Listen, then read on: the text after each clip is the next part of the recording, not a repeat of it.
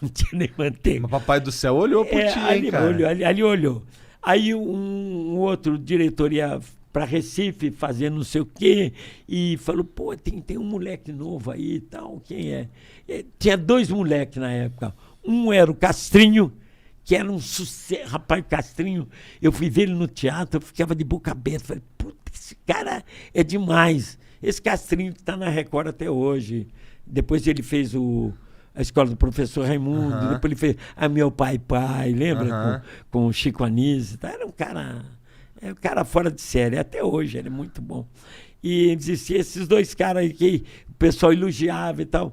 Aí esses caras me levaram, eu fiz uma peça. Quando eu voltei de Recife, o Walter Pinto, que era o grande empresário de peças, ele trazia Lido de Paris, ele trazia aquelas argentinas. Foi ele que trouxe Ivaná a primeira vez. Ivaná, você procura depois na internet, você vai saber quem é.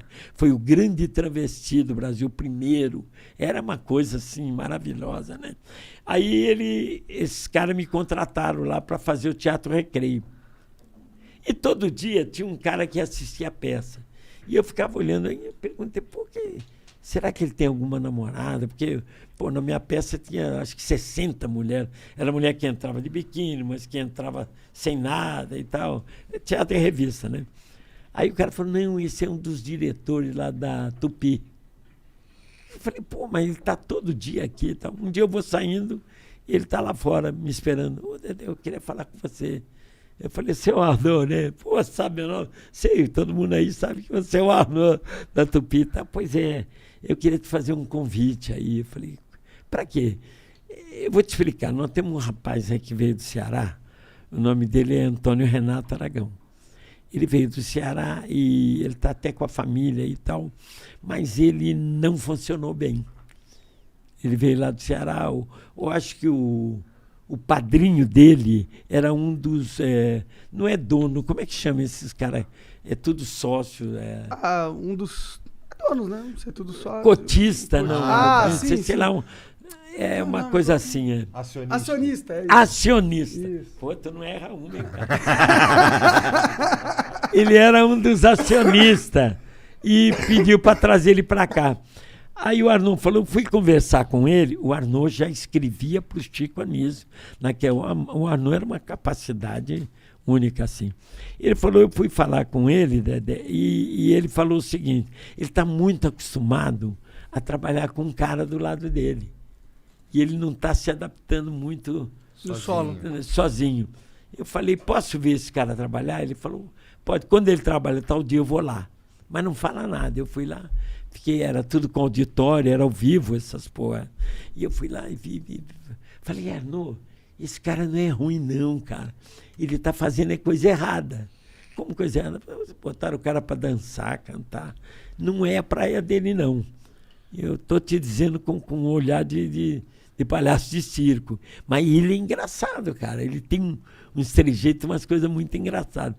Ele falou, o negócio é o seguinte, quero ver se você topa fazer uma dupla com ele. Eu falei, pô, eu não queria fazer mais televisão e tal. Ele falou, eu falei, leva ele na minha casa. Levou ele na minha casa. Eu morava ali em Ipanema na época. E ele chegou lá, me apresentou. Eu falei, muito prazer, Dedé. Ele falou, muito prazer, Didi. Pronto, ferrou. Ele já era Didi. Ele Didi já antes? era Didi no Ceará. Caralho. Desde pequeno no Ceará ele já era o Didi.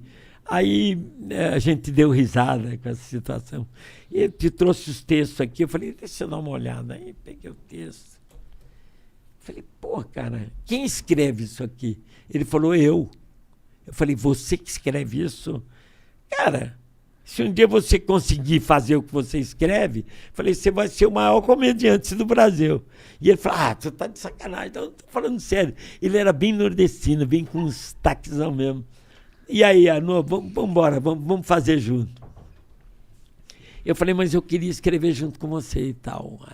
Aí eu ia lá com ele e falava, rapaz, esse texto aqui é muito bom, mas é muito parado.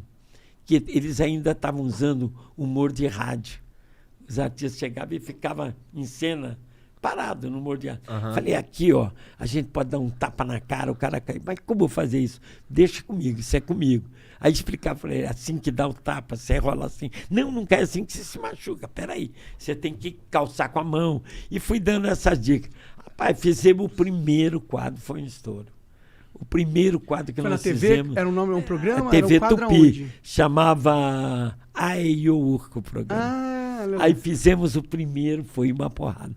E os grandes naquela época, que era a dupla assim, que era o auge da época, era o Santa Cruz e o Zé das Mulheres, que é o Lúcio Mauro. O Lúcio Mauro... O Zé Bonitinho, não? Não, o Lúcio Mauro. Desculpa. O Lúcio Mauro é que fazia Ofélia, fazia o professor Raimundo lá. Ah, caralho. Aquele que fazia, mexia com... Eu ria muito, porque tudo aquilo era sacanagem que ele fazia com o Chico, aquele menininho das perninhas, do cabeção. Ele tinha um... Rapaz, toda vez que ele entrava para fazer o quadro dele, porque era ao vivo, eu corria e ficava assistindo. O cara, ele tinha tempo, né? O Lúcio Mauro, além do grande ator que ele era, ele tinha o tempo certo da piada. Ele sabia a hora de parar, a hora de olhar. Então, eu sempre me espelhei nele. Para fazer com o Renato, eu me espelhava nele. Falei, pô, que o Lúcio daria essa parada e tal. Eu me espelhava muito nele. E fui bem, me espelhando. Então, era isso aí. Era o Zé das Mulheres e o Janjoca. Mas era espetacular, eu me baseava. Aí só que depois surgiu Dedé e Didi. E nós fomos ultrapassando eles.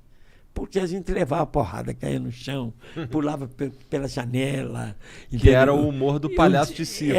Um dia eu arrombei. Eu falei com o Renato, pula pela janela, ele pulou, em cena ao vivo. Eu falei assim, pula pela janela. Ele pula pela janela, ele pá! Ele era maluco, ele fazia mesmo. Ele pulou de janela. Pá! E eu peguei a moto, rodei e entrei no cenário. Blá! Quebrei o cenário. Tudo entrei. Porra, o povo ficava louco.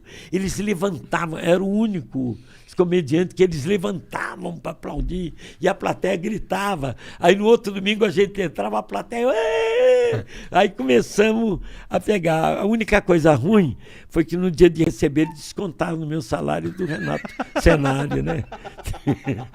Pô, além de não pagar direito, ainda descontaram.